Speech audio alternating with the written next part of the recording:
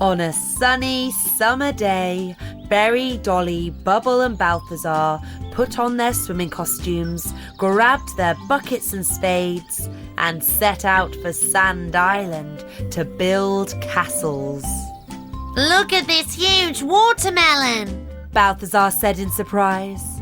Oh, let's take it with us, Berry suggested. Then we can all have a feast at the end of the day. Okay, Berry, we'll take it.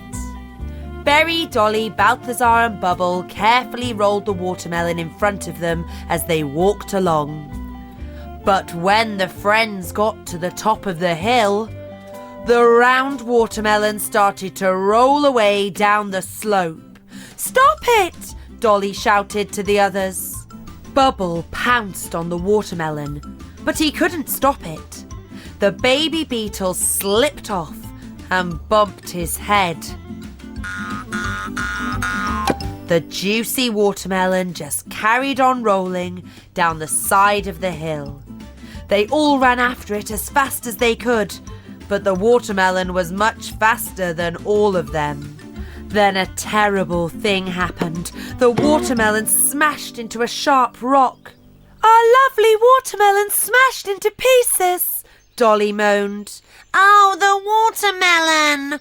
Balthazar was very sad too. Why are you all complaining? Let's eat it instead, the baby beetle suggested. So the four friends sat down and started to munch on the watermelon. They ate the sweet red fruit until their tummies were full. We'd better hurry to Sand Island, or there'll be no time left to build sandcastles. Dolly, wait for me. I'll fly with you, Balthazar said.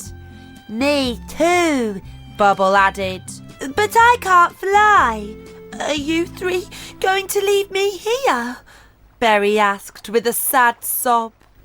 Let's build boats out of the watermelon rind. This way Berry can sail to the island with us, Balthazar suggested. They selected 4 strong pieces of melon rind. 1 for Dolly, 1 for Berry, 1 for Balthazar and 1 for Bubble. They made the masts out of strong branches and the sails out of large leaves.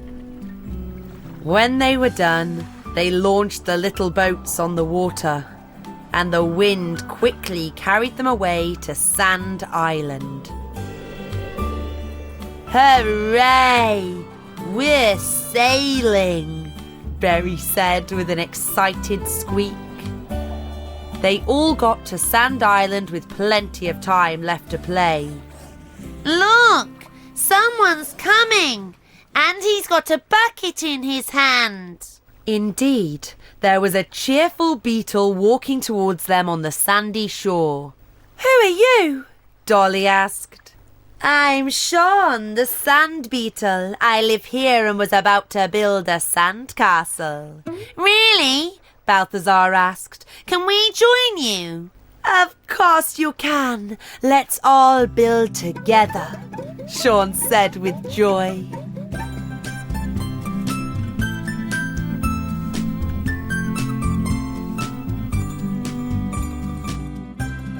The 5 of them built a grand sandcastle with all kinds of tunnels, towers and bridges. Now all it needs is a flag on top, Dolly said. So she drew a picture of Sean on a leaf and stuck it in the very top of the castle. That looks super! Does that mean it's my sandcastle now? Sean said enthusiastically. When the sun went in, Dolly and her friends said goodbye to Sean and headed home. Good night, King of the Castle, Dolly shouted, waving goodbye to their new friend. Sea Adventure. One summer day, Berry the snail and Dolly the ladybird found a colourful storybook. It was packed with pretty pictures of the sea swimming with fishes and crabs. And there was another strange animal that Berry had never seen. It's called an octopus, but I've never seen a real one either. Why don't we go to the sea? Berry asked excitedly. But we don't know where the sea is, Berry. I know, let's ask Dr. Owl. He knows everything. Do you know how to get to the sea, Dr. Owl? You'll need to build a boat and sail down the stream. The stream will take you to the river, and the river flows right into the sea. Berry and Dolly thanked Dr. Owl for his advice and got to work right away. The 3 owl chicks happily helped them build their boat. The 2 friends jumped in, and the stream carried them all the way to the sea. Hooray! We're going to see the sea! The wind blew their boat down the stream and then the river. It wasn't long before the vast blue sea was right in front of them. We're here! Yelled Berry. He pulled the boat to the shore and tied it to a palm tree. Come on, Dolly, let's dive to the bottom of the sea. The 2 friends saw all kinds of incredible creatures under the sea. They spotted a big crab and followed it to the surface. Excuse me, can you tell us where we can find a real octopus? Asked Dolly. Hold on to my pincers, and I'll show you the little island where the octopus likes to sunbathe. The crab helped them to the island and swam away. The octopus was much bigger than they'd imagined, and it frightened them. Berry and Dolly hid behind a big rock. Then the octopus had a good idea. It picked up some pebbles and started to juggle them with its 8 tentacles. The little ladybird and the snail crept out from behind the rock. Come over here, the octopus said. I'll show you the prettiest pebbles on my island. Berry and Dolly quickly made friends with the octopus, and they all had so much fun. It's time for us to go, said Dolly. Goodbye. It was very nice to meet you. Bye-bye, replied the octopus, and gave them both a shiny pebble each. Berry and Dolly got into the boat and tried to paddle away, but it was too hard. Oh dear, Berry, we won't be able to manage. We'll have to get out of the boat. Dolly was really scared. See, Berry, I told you we shouldn't have sailed so far from home. I think you're right, Dolly. But then the stone started to move. Why are you so sad, little snail? The stone asked. This made Berry laugh. It wasn't a stone after all. It was a turtle. My friends, the rainbow fish, are about to begin their long journey. They'll swim up the stream all the way to the source. I'm sure they'd be happy to take you with them. Berry and Dolly said goodbye to the turtle and sat on the back of the captain fish. Then they all set off on their way home. By the time it was getting dark, the fish had reached the clearing where the ladybird's spotty house stood. Berry and Dolly thanked the fish for their help, and they swam away. See, Dolly, all's well that ends well, the little snail said wisely. The Water Snail. Berry, Dolly, Flutter and Balthazar were sitting around in the meadow. I wish I had a cousin too, a distant snail relative, Berry sighed. But you've got a sort of cousin, Berry. The water snail is a kind of snail, Flutter the butterfly said. Really? Berry jumped to his feet with a grin. Where does this water snail live? Nowhere, Balthazar retorted. I don't think there's such a thing as a water snail. Oh, yes, there is. I know where he lives. He's got a little house deep down in the round pond on the other side of the forest. You're talking nonsense, the bee said. Why don't we go down to the round pond to see for ourselves? Come with me. I'll take you, Hedgehog Harry told his friends. We can be there before it gets dark. Hooray! Berry whooped. I'll bring the air tank so we can swim down to the bottom of the pond. Berry, Dolly, Flutter and Balthazar hopped into the hedgehog cart and set out for the round pond. It was late in the evening by the time they finally caught sight of the pond. The cart's running away! The little bee shouted, but it was already too late. The hedgehog cart rolled right into the water. Berry, Dolly, Balthazar and Flutter all started crying. It's too late to do anything today. Let's go to bed, and tomorrow you can all swim down to the bottom of the pond. I'm sure you'll find the cart, Harry comforted them. Berry woke up bright and early the next morning. Look, the water lily has opened its petals and there's someone standing on its leaf and he's waving at us. Who are you? Berry asked politely. Hello, everybody. My name's Sam Snail and I live deep down at the bottom of the round pond. See, Balthazar, water snails do exist after all. I've got my own proper cousin now. Sam Snail didn't understand why Berry was so happy to see him. But then Dolly told him why they had come. I'm so happy to meet you, Cousin Berry, the water snail said. Would you help us find our cart that rolled into the water, Sam? Flutter asked. I'd be delighted. Follow me, the water snail said. So the four friends slipped into their swimming costumes and swam all the way down to the bottom of the pond. This is where I live, Sam Snail announced with pride. They heard a frightening hissing sound that scared Berry, Dolly, Flutter and Balthazar, who hid behind the house. Don't be scared. It's my friend the Water Snake. Water Snake, have you seen a cart at the bottom of the pond by any chance? Hang on to me and I'll take you there. There it is, the Water Snake hissed.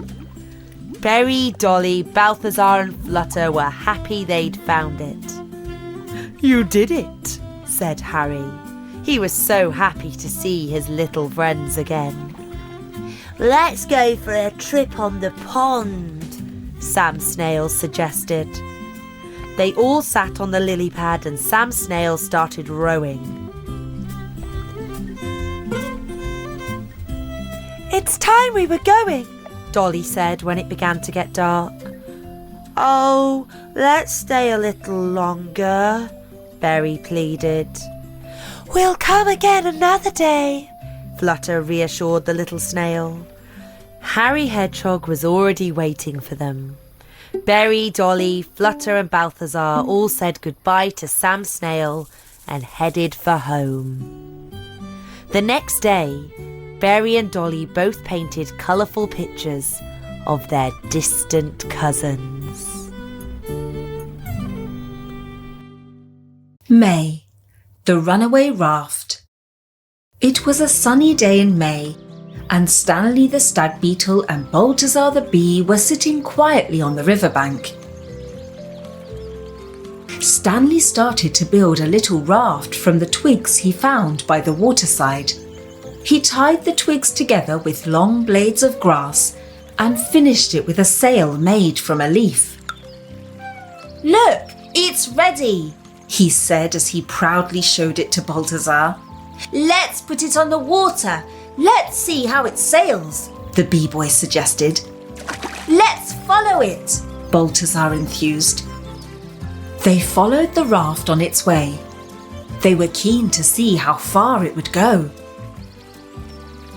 Suddenly, the sky turned dark. The boys did not know what to do. "Oh dear, where are we?" asked Balthazar. "I don't know. We seem to have wandered away from our forest," Stanley stated. "Let's turn back before it starts to rain," the bee said with concern. "Okay, wait, I'll bring the raft," said Stanley, but the little boat had vanished from view. "Leave it," You can build another raft. They had only taken a few steps when the storm broke. How will we get home now? Balthazar panicked. Grab my feet and I'll fly you both home, said a voice from above. The boys looked up and saw Christopher Canary. They took a firm hold of his feet.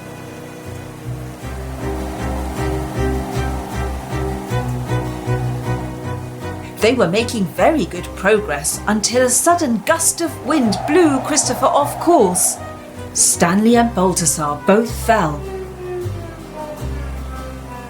but thankfully landed on a soft mossy carpet. Let's shelter in that hole, said Stanley, pointing to a tree.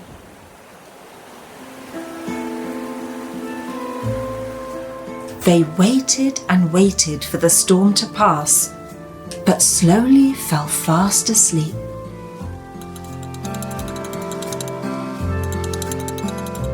And there they slept until they were woken by Spider. Wake up! What happened to you two?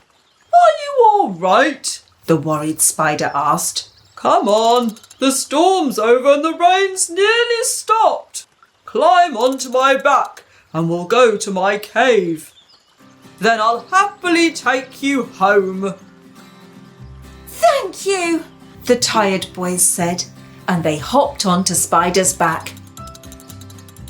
Meanwhile, the sun came out and a rainbow stretched across the sky.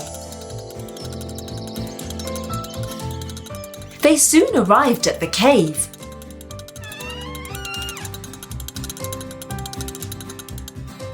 Spider gave them dry towels and treated them to a snack of wafer biscuits and hot tea. Later, when they were fed and rested, they set off home again.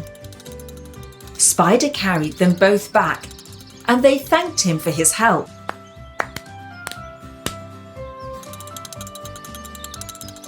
The next morning, Christopher the Canary tapped on Stanley's window.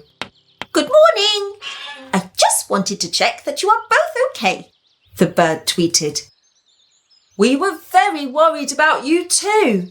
We're fine. It started out as a boring day, but then it got a little too adventurous, the stag beetle chuckled.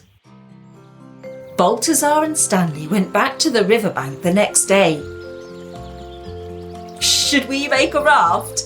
Stanley laughed as he asked his pal. Yes, but let's not follow it. If it floats away, it floats away, said Balthazar.